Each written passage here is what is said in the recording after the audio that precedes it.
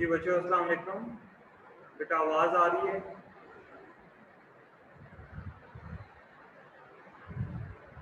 जी बेटा आवाज़ आ रही है? यस सर आ रही है। Okay, let's start with today's lecture. In the last lecture, we have learned about the anatomy of the ankle joint as well as the number of articulations present in the foot. We have discussed about the orthokinematics as well, and then we have discussed about the pathological conditions affecting the ankle joint as well as the foot, and then we have discussed about the foot deformities that are commonly occurring due to any pathological condition. Now we are going to study about the management of different pathological conditions involving the ankle and the foot articulations. ठीक है, उसमें हम लोग surgical interventions के बारे में जो बात करेंगे तो देख लेते हैं कि कौन कौन से ऑप्शंस हैं जिनको हम लोग यूज़ कर सकते हैं for management of this conditions. ठीक है, I am going to share the screen with you people.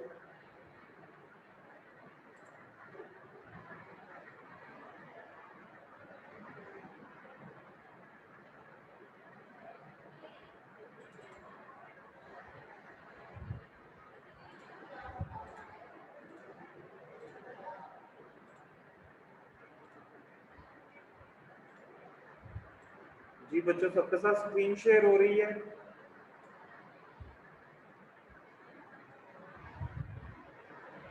जी बच्चों सबके साथ स्क्रीन शेयर हो रही है participants?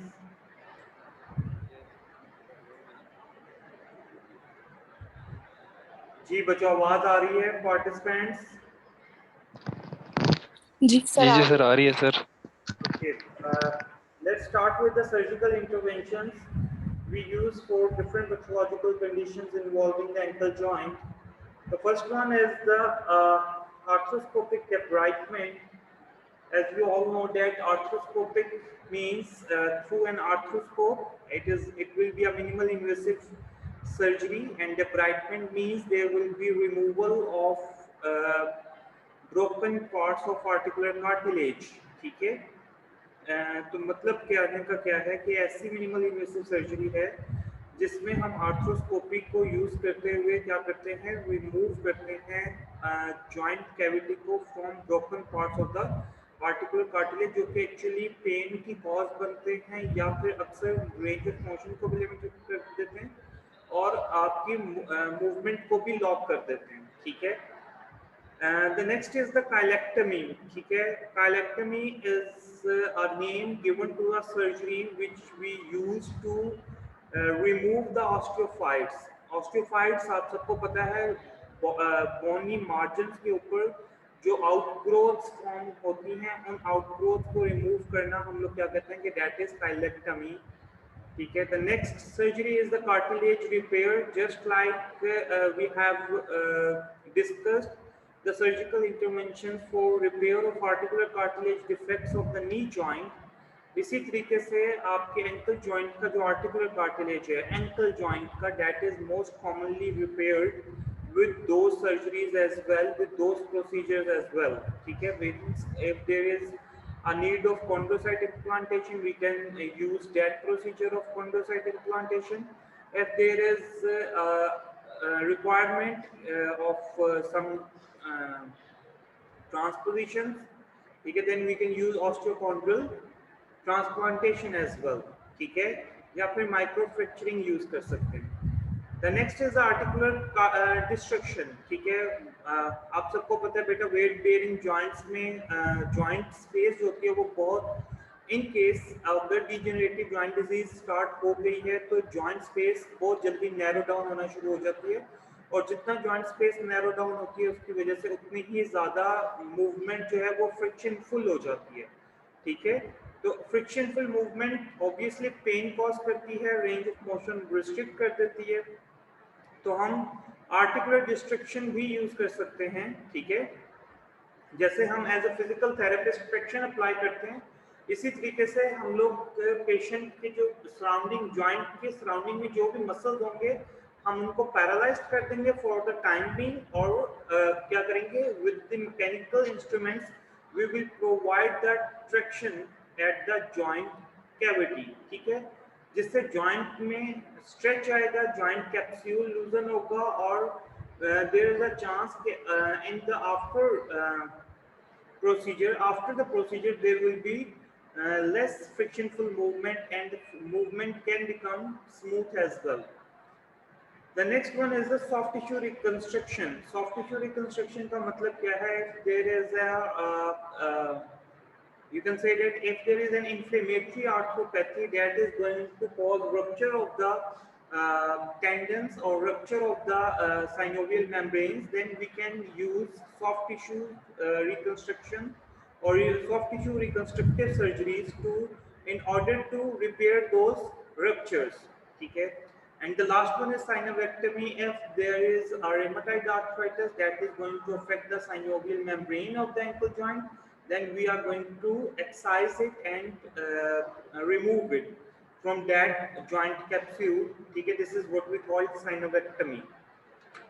Now, what are the indications of total ankle arthroplasty? Okay, there are the first most common indication is severe pain on weight-bearing activities.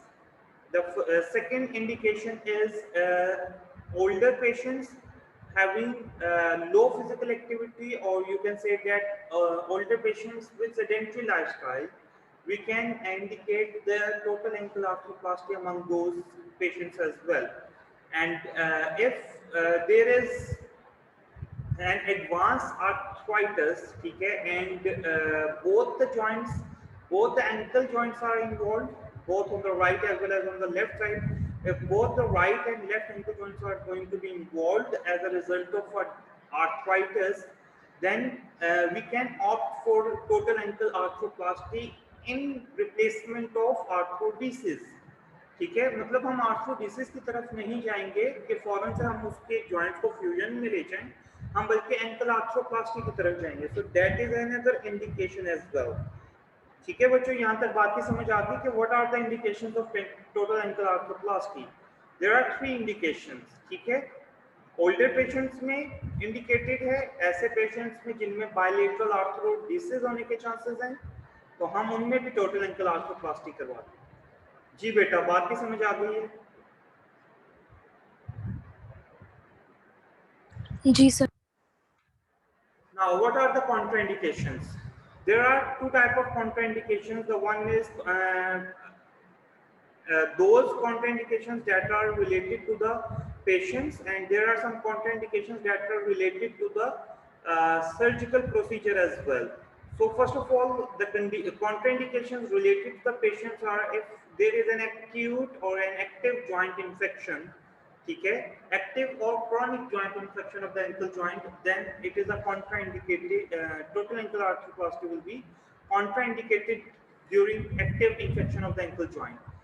Second one is severe osteoporosis में हम नहीं करवाएंगे total ankle arthroplasty. If there is peripheral arterial disease, ठीक है, हम उसको short abbreviation में बोलते हैं PAD. If there is peripheral arterial disease, तब भी हम लोग नहीं करवाते total ankle arthroplasty क्योंकि vascular supply impaired हो जाती है. Fourth one is if there is a continuous use of corticosteroids. ये जो corticosteroid का यूजेज है और ऑस्टियोपोरोसिस है, दे आर इंटररिलेटेड. ऐसे तमाम पेशेंट्स बेटा जो प्रोलॉन्ग corticosteroids लेते रहते हैं, फॉर एग्जांपल 10 to 15 ईयर्स लेते रहते हैं, उनमें क्या होती है, बोन मिनरल डेंसिटी लूज होना शुरू हो जाती है with the use of corticosteroids, and ultimately जो बोन्स होती हैं वो क्या हो जाती हैं, ऑस्टियोपोरोटिक हो जाती हैं. And the last one is young physically active patients. ठीक है, उनमें हम लोग टोटल एंकल आर्थ्रोप्लास्टी नहीं करवाते, और ऐसे पेशेंट्स जो बहुत ज्यादा ओबीज हैं, ठीक है, उनमें भी हम लोग टोटल एंकल आर्थ्रोप्लास्टी नहीं करवाते क्योंकि उनमें फेलियर के चांसेस ज्यादा हैं as compare to the patients with lean body mass. So these are the contraindications that are related specifically to the patients. Now the contraindications that are specifically related to the articular structure or the procedure is if there is an avascular necrosis of the talus bone, ठीक है, जिस तरीके से बेटा head of femur की avascular necrosis possible है, इसी तरीके से टैलस बोन की avascular necrosis is common as well. So if there is avascular necrosis तो ऑब्वियसली फिर आप जो इम्प्लांट यूज करना चाह रहे हो या इम्प्लांट की फिक्सेशन करना चाह रहे हो वो इम्प्लांट फिक्स नहीं हो सकेगा. जाहिर सी बात है उसकी बोन सारी की सारी क्या हो चुकी होगी, ब्रेक हो चुकी होगी, जिसकी वजह से जो इम्प्लांट है वो इजीली वो फर्मली फिट नहीं होगा उस बोन के अंदर. Second one is if there is a marked instability of the ankle joint, ठीक है, means the medial collateral ligament as well as the lateral ligaments of the ankle joint, ठीक है. अगर इन दोनों साइड के लिगामेंट्स की टीयरिंग हुई है या रप्चरिंग हुई है तो इट मींस कि there will be a marked instability. Second one is the third one is if there is a valgus deformity at the hind foot, means valgus or a varus deformity, ठीक है, कोई भी deformity है ankle joint के ऊपर जो कि mainly आपके हाइंड फुट को इन्वॉल्व करे, जस्ट लाइक valgus और varus डिफॉर्मिटी, तो तब हम लोग टोटल एंकल आर्थोप्लास्टी नहीं करवाते, ठीक है. नाउ ऐसी रेंज ऑफ मोशन जो कि 20 डिग्री से कम हो, मींस कि आपने जब एंकल आर्थोप्लास्टी की तरफ जाना है तो अगर उस एंकल जॉइंट की रेंज ऑफ मोशन लिमिटेड है, 20 है या लेस देन 20 है, तो तब भी हम टोटल एंकल आर्थोप्लास्टी की तरफ नहीं जाते. अच्छा, यहाँ पे फायदा क्या है? अगर तो देखें 20 डिग्री पहले से ही रिस्ट्रिक्टेड है रेंज ऑफ मोशन, जो कि एक्चुअली 45 डिग्री होती है डॉर्सिफ्लेक्शन की, प्लांटर फ्लेक्शन की. अगर तो वो कहते हैं 45 से 20 या 20 से कम की है तो इट मींस कि वो पहले से रिस्ट्रिक्टेड है, ठीक है. आप जब आर्थोप्लास्टी करवाएंगे तो वो और ज़्यादा रिस्ट्रिक्ट हो जाएगी, ठीक है. तो इट मींस कि उस आर्थ्रोप्लास्टी का पेशेंट को कोई बेनिफिशियल इफेक्ट नहीं मिलेगा, क्योंकि अल्टीमेटली उसकी जो मूवमेंट क्या होगी, लिमिटेड रह जाएगी, ठीक है.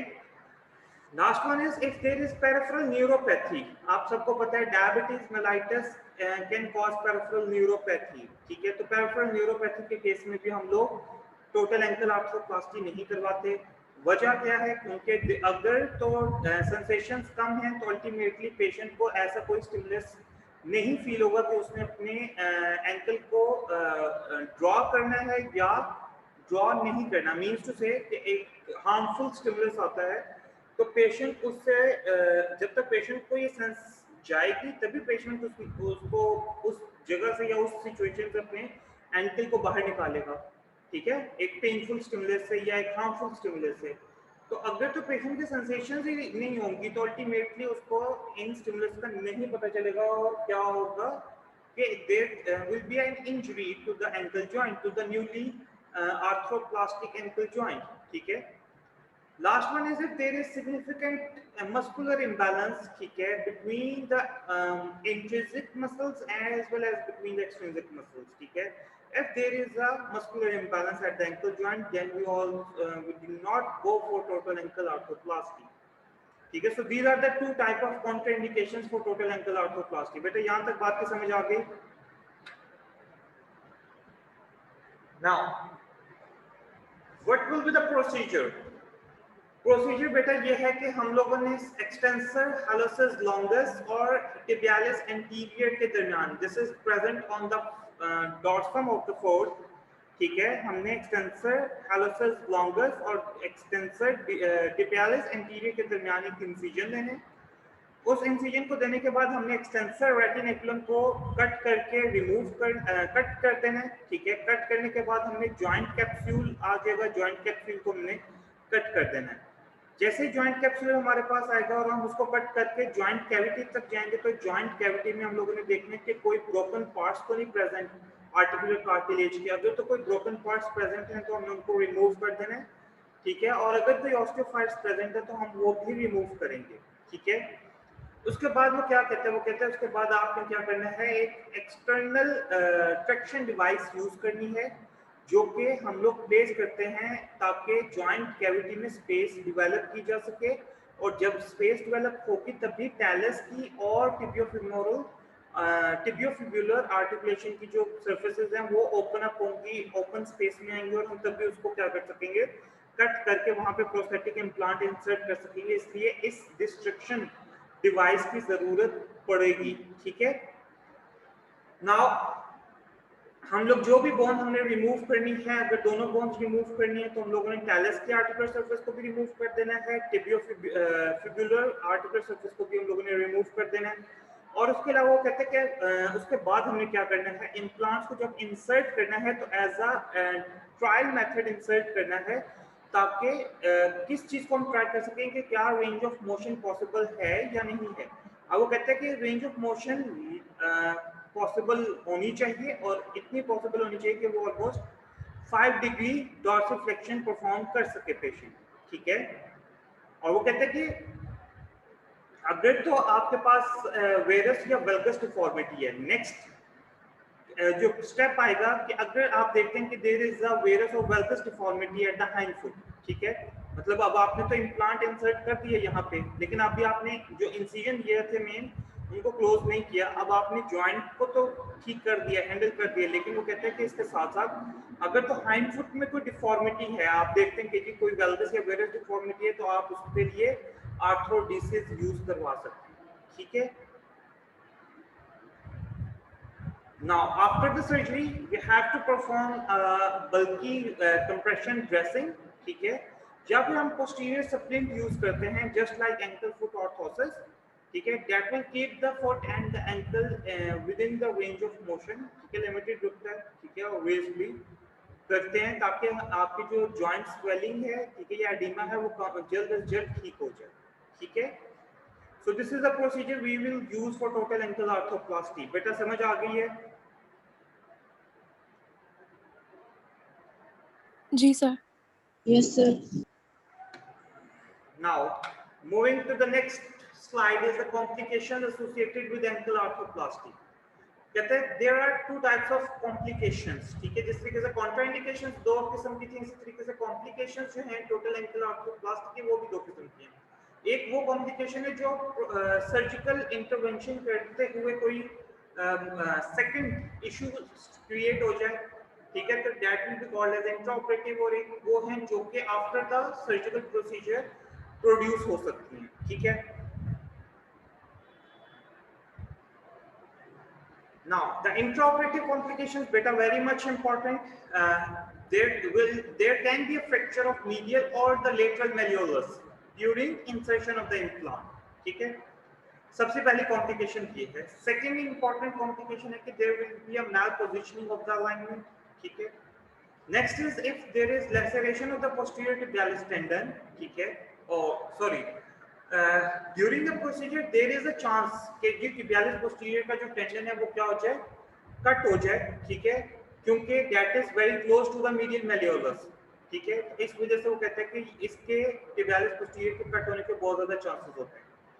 नेक्स्ट इज केजी जो आपकी सुपरफिशियल या डीप पेरोनियल नर्व है, ठीक है, इनकी इंजरी हो जाए, next complication. And the last one is केजी there is insufficient soft tissue balancing. ठीक है, कि मतलब जब सर्जरी परफॉर्म कर ली, जॉइंट कैविटी को क्लोज कर लिया, तो जो मस्कुलर इम्बैलेंस है या सॉफ्ट टिश्यू इम्बैलेंस था उसको ठीक नहीं करता। ठीक है, the next one are the post op complications। ठीक है, post op complications mean if there is a delayed union। ठीक है, ये कॉमन होती हैं post op complications। जो intraoperative complications है that are very much important। so the post op complications are delayed union, ठीक है, और non union of the tibiofibular syndesmosis।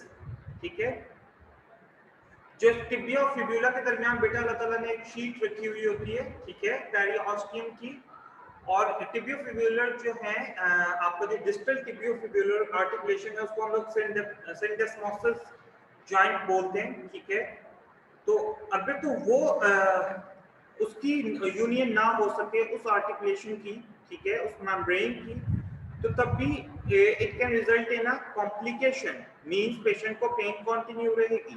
ठीक है, सेकंड इंपॉर्टेंट चीज जो कॉम्प्लिकेशन है after the surgery that is mechanical loosening.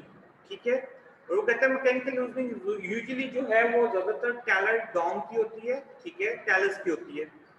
And the last one is if there can be a possibility of hind foot arthritis as well. Okay. So these are the complications that are associated with total ankle arthroplasty.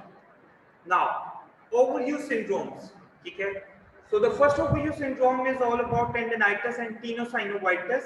आप सबको पता है tendinitis is inflammation of the tendon and tenosynovitis is inflammation of the synovial membrane surrounding the tendon. तो most common जो tendinitis है ये टीनोसाइनोवाइटिस के chances हैं data of the Achilles tendon, ठीक है। तो वो कहते हैं कि ये यूजुअली तब होता है कि जब फीमेल पेशेंट जो है वो हाई हील्स पहने बहुत ज्यादा, ठीक है, और हाई हील्स के फौरन बाद से फ्लैट फुट पहनना शुरू कर दें, ठीक है। तो उनमें ये वो कहते हैं कि बहुत जल्दी एचिलिस टेंडन जो है उस पर टेंडिनाइटिस हो सकता है। फिर उसके बाद वो कहता है कि ऐसे तमाम प्लेयर जो रनिंग परफॉर्म करते हैं, ठीक है, मींस टू से लोअर एक्सट्रीमिटी का सबसे ज्यादा यूज करते हैं, ठीक है, ये टेंडो एचिलिस का बहुत ज्यादा यूज करते हैं फॉर प्रोपोर्शनल एक्टिविटीज, ठीक है। हम ये उनमें भी बहुत कॉमनली पाया जाता है, ठीक है।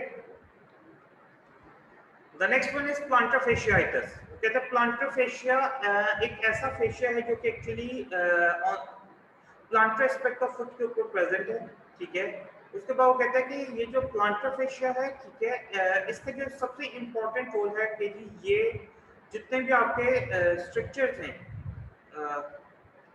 यू कैन से दैट आपके जो मीडियल लॉन्गिट्यूडिनल आर्च है, ठीक है, उसको सबसे ज्यादा सपोर्ट प्रोवाइड करता है प्लांटर फेशिया। तो वो कहते हैं प्लांटर फेशिया की टाइटनेस की वजह से क्या डेवलप होने के चांसेस है, प्लांटर फेशियाइटिस होने के चांसेस हैं, ठीक है। अब वो कहते हैं कि यूजुअली इसकी जो पेन है वो प्लांटर एस्पेक्ट के ऊपर मिलती है, ठीक है। हम लोग इसके लिए विंड ब्लास्ट टेस्ट परफॉर्म करते हैं, उसमें इसका फौरन से पता चल जाता है कि ये व्हाट इज प्लांटर फेशियाइटिस, ठीक है। और इसके अलावा वो कहते हैं कि जी आपकी जो हील्स होती हैं, ठीक है, उनकी सराउंडिंग में आपके हील्स पर बन जाते हैं, ठीक है। So this is all about planter fasciitis. Now the Shin splints, ठीक है। शिन स्प्लिंट आप सबको पता है बेटा, प्रॉक्सिमल 2/3 ऑफ द टिबिया के ऊपर जब पेन हो due to vigorous jumping, running और वॉकिंग एक्टिविटीज, ठीक है, तो देयर आर चांसेस कि आपका जो शिन स्प्लिंट है वो कम हो जाए, ठीक है। उसके बाद वो कहते हैं कि जी there are two types of shin splints, either it can be anterior or either it can be posterior. Now the anterior shin splint, ठीक है, it is usually due to the tightness of the Achilles tendon, ठीक है, or you can say that continuous use of tendo Achilles will result in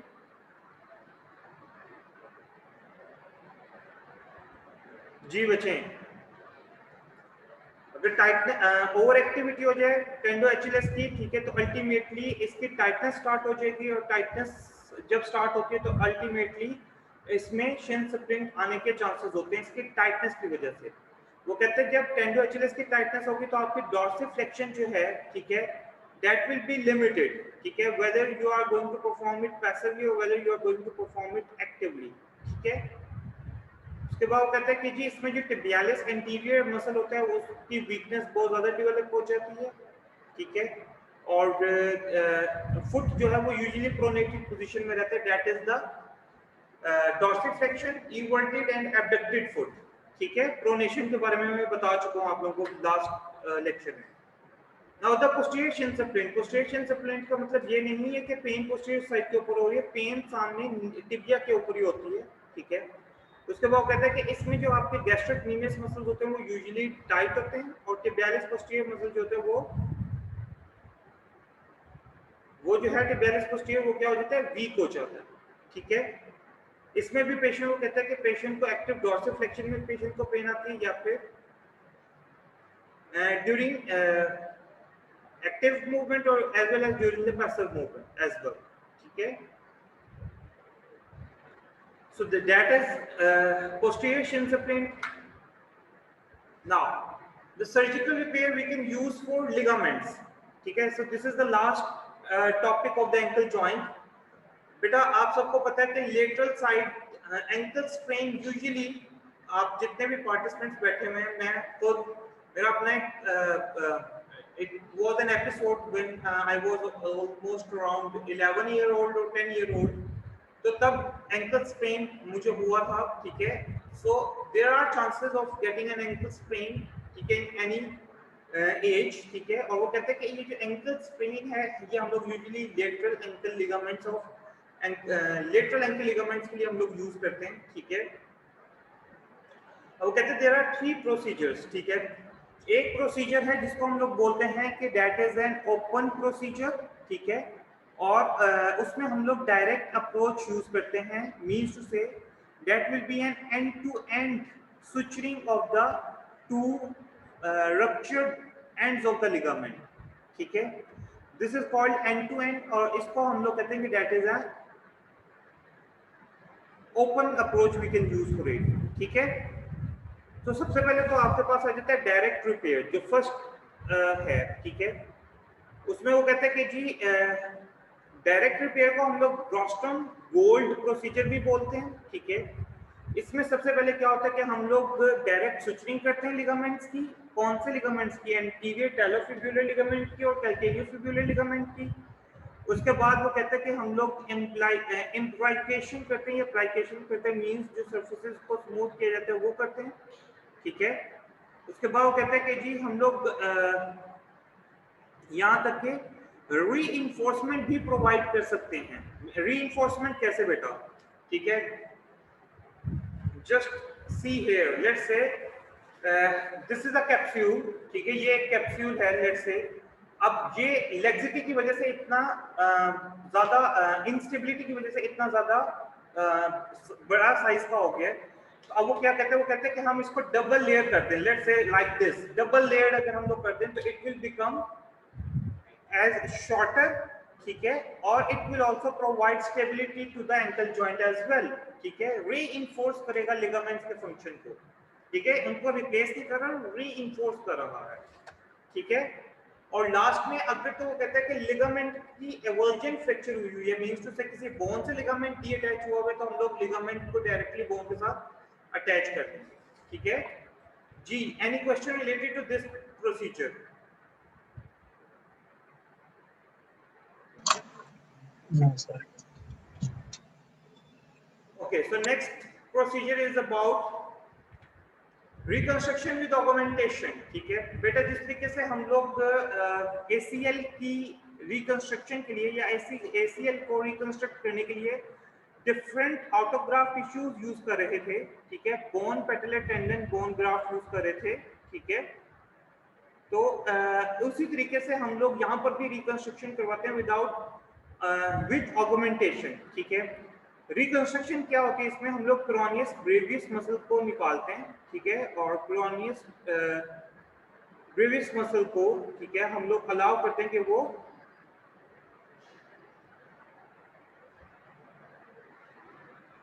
stability provide करे, ठीक है, to the lateral side of the ankle joint.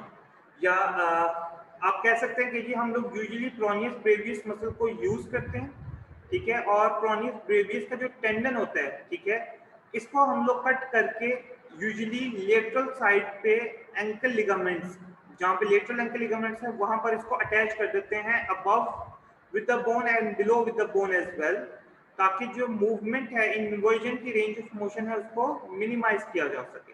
ठीक हो गया?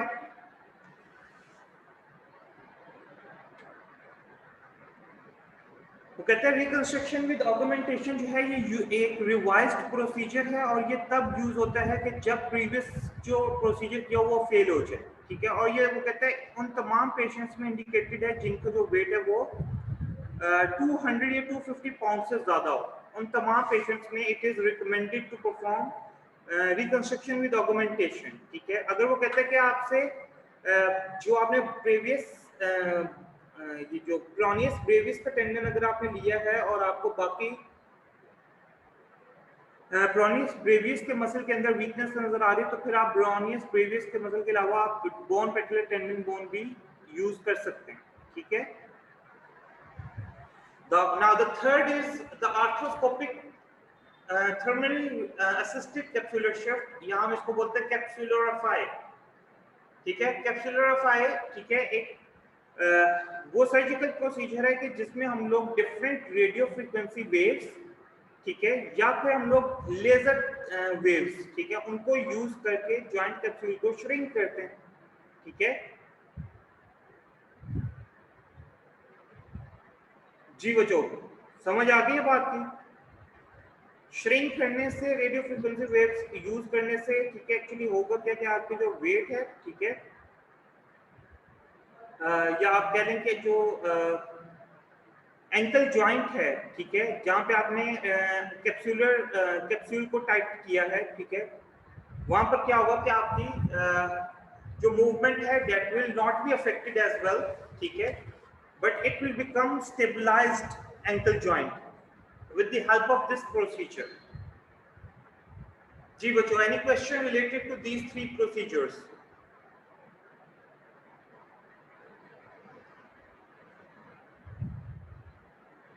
जी बच्चों, participants? No, sir.